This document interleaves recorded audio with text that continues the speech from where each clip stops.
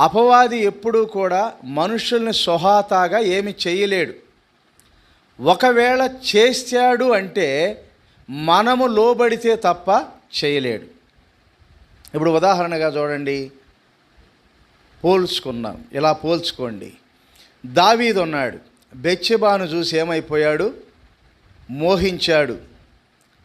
అది అపవాదికి తెలిసిపోయింది. లోబడ్డాడు కాబట్టి ఆ పొరపాటు చేయటానికి సాతాను ప్రేరేపించేశాడు. యోసేపు ఉన్నాడు, అవకాశం వచ్చినా గెంటేశాడు, లోబడ్లా. వాడొల్లగాల.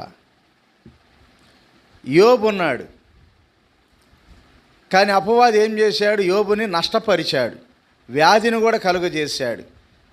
కానీ అది వాడి స్వహాతాగా చేసినది కాదు. దేవుడు వాడికి